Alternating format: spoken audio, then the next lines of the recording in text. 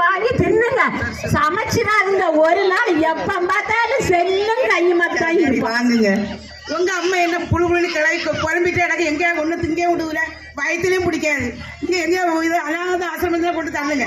இப்ப அங்க மோ வீட்டுல இருக்கு, நல்ல பவுசர்ல இருக்கு. மாமியார் பாடு மருமவா பாடு எனக்கு தெரியாது. Bhavani madam, biryani chicken biryani order பண்ணிருந்தீங்களா? சிக்கன் பிரியாணி. ஆமா, சிக்கனை தின்னு அந்த பிள்ளை 9 வயசுலயே வயசுக்கு வந்துட்டு.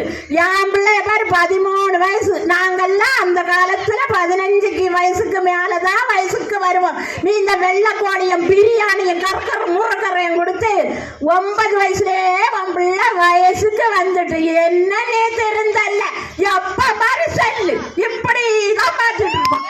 ஒரு நாள் அடுப்பு பத்த வைக்க மாட்டோம். சரி பேத்தி வா, பேத்தி நம்ம பல்லாங்குழி ஆடுவோம். வா பேத்தி, வா பேத்தி, அங்கதான் பார்த்தோம் பல்லாங்குழி ஆடு. பார்த்திப்போ நீ பிரியாணிய பார்க்காத மக்களே, உனக்கு சோள கஞ்சி இருக்கு. பாண்டியாடு மகளே, இந்த பாண்டி ஆடுறது எதுக்கு தெரியுமாம்மா? நல்ல எண்ணிக்கை தெரியும் பிள்ளைகளுக்கு, அப்புறம் நல்ல ஞாபக சக்தி தெரியும். ஐயோ, என் பிள்ளைக்கு காலையே நினைச்சேன், என் பிள்ளை வயிறு வலியில வந்திருக்கு. என்னமா செய்வோம்? வயிறு வலிக்கத்தானே செய்யும். நீ என்ன ஆகாரத்தை வாங்கி கொடுங்க. ஞாபகத்துள்ள இந்த நாள் உள்ள பர்கர் வாங்கி கொடுத்தா இப்படிதான் இருக்கும். சரி, நம்ம டாக்டரை பார்த்துட்டு வருவோம்மா. என்ன சரி வாங்க. ஏன் அம்மா, பிள்ளைக்கு ஓம கருக்கு போட்டு தண்ணி கொடுமா, ஆஸ்பத்திரிக்கு போகாத. பழைய காலத்துல ஓம கருக்கல, பழைய காலத்துல நான் சொல்லி நீ என்னைக்கு கேட்டா. சரி வாம்மா. சரி, எப்படியும் போங்க, ஆஸ்பத்திரிக்கு போயாச்சு.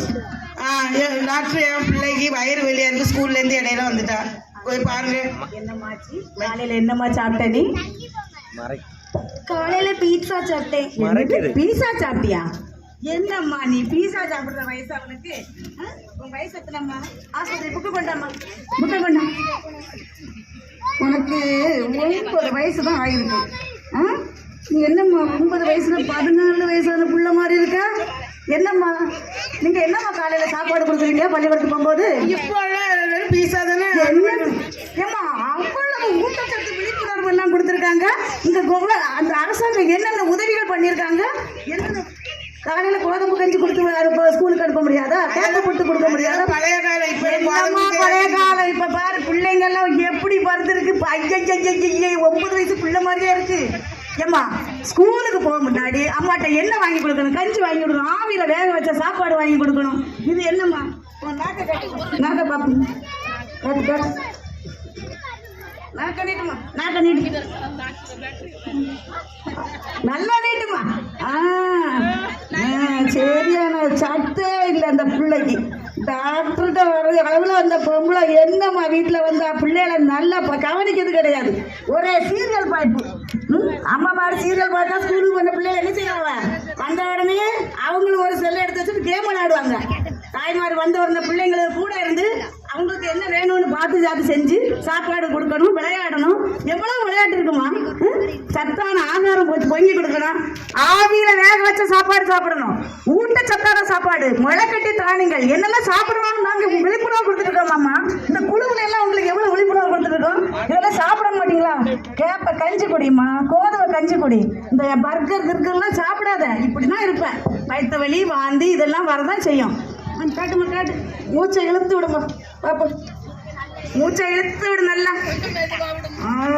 நல்லா இழுத்து விடு. திரும்ப பின்னாடி பாப்போம். நல்லா மூச்சை இழுத்து விடு. எத்தனை நாளாதாம்மா இந்த பீஸா பர்கர் லஞ்சு கொடுக்கீங்க? எப்பவுமே அதான். ஐயோ அம்மா, அப்படிதான் இருக்கு, பிள்ளைங்க அப்படிதான் இருக்கு. என்னம்மா ஊட்டச்சத்துல எவ்வளவு வகைகள் இருக்குது. அப்ப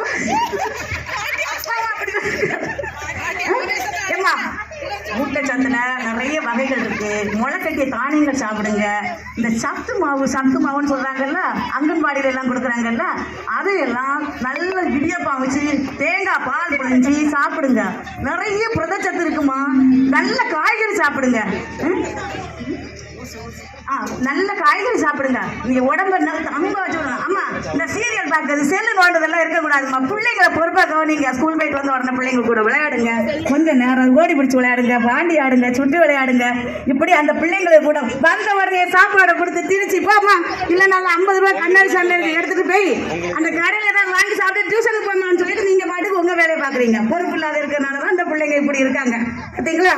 விரும்ப ஒரு ஊசி போட்டுருவோம்.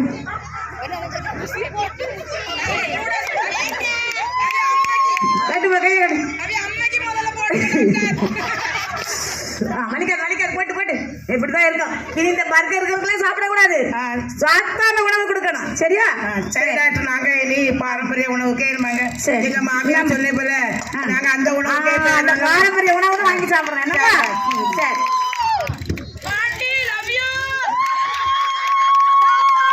ஹலோ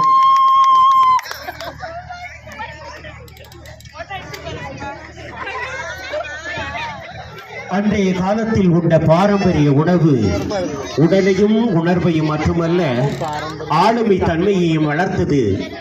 ஆனால் இன்றைய கால நவநாகரீக உணவுகள்